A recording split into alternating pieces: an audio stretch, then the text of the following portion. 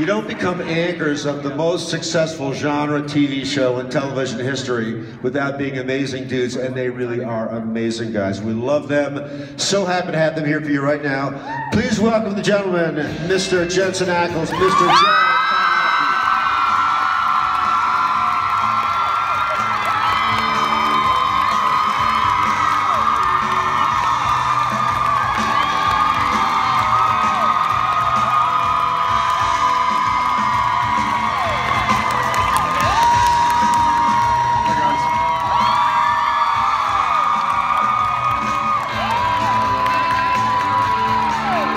We're gonna finish the song. All right. Hi, Denver. The lively crowd, sir. I'm still trying to catch my breath from the 3 stairs we just walked up. Hey, you know, I just walked like, what, 50 yards? We're both like... I woke up this morning. They're not kidding. We are up there. Stretched and took a big breath and was like, I'm dying, I can't breathe. Where am I? Who's a local? Do y'all feel amazing when you get down to sea level? Yes! You're like, I'm a superhero. Just swimming in oxygen. I bet. I can drink like a fish and not get drunk. Apparently Tomo learned the hard way last night. It's like, oh, it really is like 2 drinks to 1. As he's... I just like stumbled back there. You did, get it. Well, that's because you're still drunk. Because I think I had like 3 drinks last night, so that was like 10. Who's a first timer? Welcome. Welcome to the family. Big, happy, crazy. What is going on with us, family? What is going on with us? What's going on with you? Same old, same old. Okay. Chilling. What did y'all think about the season so far? Was baby everything was cracked out to be? I was truly excited to watch that. And I watched it on set because Tom Wright was directing another episode and we were gonna be filming all night. And so they're like, oh, well, let's take a long lunch. We'll get a copy of Baby and we'll watch it like as a cast and crew at lunch. And so that was a really cool kind of experience to sit there next to Tom and the crew and whatnot. It's fun. You know, it was funnier than I had anticipated. Yeah. There was some moments I was like, I didn't expect that to be that funny. That was funny.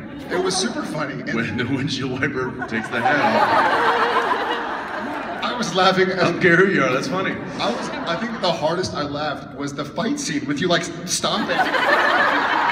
And the sound effects where we watched it kind of in a room like this. It was our sound stage. And so it was really kind of accentuated. So it was like,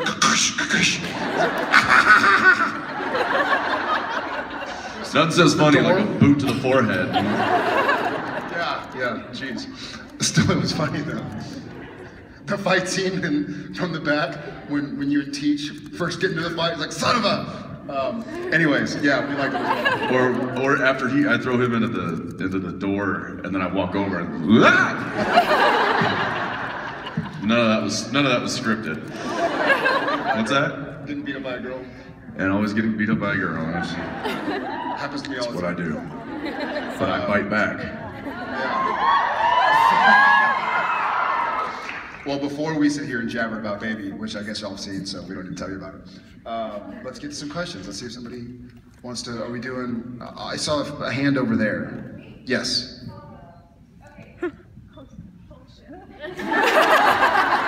I know, it's thin air, right? You stand up too fast. I'm actually from Albuquerque. It's mile high there too. Oh, there you go. Then what's your excuse?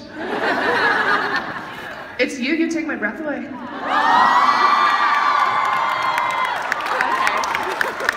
Okay, I don't want to take too much time. Happens to him all the time. I just want to... You're around family, babe. I know. Look this way, Jensen. No.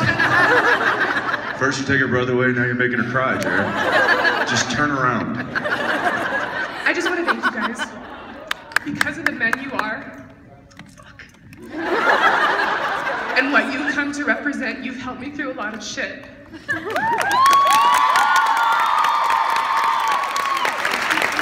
You guys inspired me to write a book that entails the last 6 years since I was diagnosed with bipolar disorder. Good for you. That's awesome. And how you guys saved my life. Just thank you so much. Thank you for sharing that. That's So by writing, I'm like shaking, holy crap. So by writing it, I found out who I am as a person, and I'm loving myself, which is something I thought would never happen. So thank you. Amazing. But my question is, was there a pivotal moment in your life where you figured out who you were, or are you still trying to figure that out? But yes to both, actually. For me, I think probably this summer, I really had to look at myself in the mirror and try and figure out who I was and continue to accept that who I am will evolve and change and hopefully develop and grow. But I sort of finally took a breath, took a step back, and took a couple weeks and just turned off, right? And spent time with family and friends and really, really stopped just spinning my wheels. I had somebody tell me, like, you know, what are you running from? Why are you staying so busy? Like, what is it that you're running from? And I had to answer that question for myself. Yeah. So thank you. That's me. Thank you.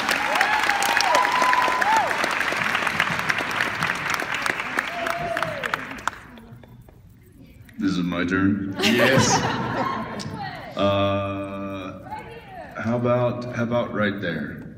Yes. Shaky hand. It was shaking. It's like, the hand was just going. Got it? Okay. Hi. So have watched the show since day one. One thing I really like about the show also is the way they montage classic rock over the episodes. And I wondered if you two gentlemen have a favorite effect. I liked Behind Blue Eyes. So do you have a favorite one of those montages? The one that came to mind, and I'm sure I have other favorite montages, but my two favorite music cues in supernatural history are Styx, Renegade, and David Bowie, Ground Control to Major Tom. For me, those were, one was badass and one was hilarious, so the extremes, right? We've had a lot of really good, we call them sizzle reels, which are those kind of montages or the advertisements and stuff. There was one this year with the Reaper, yeah, Oh Death. I thought that was great. Yeah, Lisa did an amazing job singing that thing. She did it when she was filming, but then also went into a recording studio in LA and actually did the full recording, and that's what they used for the sizzle reel. But that one was really cool. And then going back. Also, side note about Billy real fast, which is awesome. The character Billy, but when she came to the show, I worked with her, right? And then, like halfway through filming, she was like, "I just gotta say, this is so cool. My fiance and I cosplay as you guys." Like, she's a huge fan of the show, which was awesome. I was like, "That's amazing." She was like showing pictures. After we had a scene together, and after we were done, she just sat around on set as just like a fan. We're like, "You're done." You can go home. She's like, "Oh, I know. I know." And then she's like, "Could you sign my DVD and stuff?" I'm like, yeah, that's awesome. Yeah, she's really sweet. There was another sizzle reel that I really liked, and it was. This is going back, maybe season 5. It was yeah, that's way far back. It was Johnny Cash singing "God's Gonna Cut You Down," and it was all in black and white. I thought that one was. I was like, well, that's there's your if you wanted an opening of a show, there it is right there. So we've been really fortunate, had some really good music and some really good editing in our show. Did they release, I guess they couldn't have the 200th episode one? At the 200th episode party for the cast and crew. Oh yeah. Which I don't think they could release because they had 4 different screens going. And we were in this massive hotel in Vancouver. It would be difficult to release, right? Because it was split into 4 parts. But it was the Nickelback song "Burn It to the Ground," and it was like all of these cool scenes, like Sam and Dean fighting, and this ghost exploding, and like this. It was this cool kind of feeling, and it was really loud, and we were like, yeah.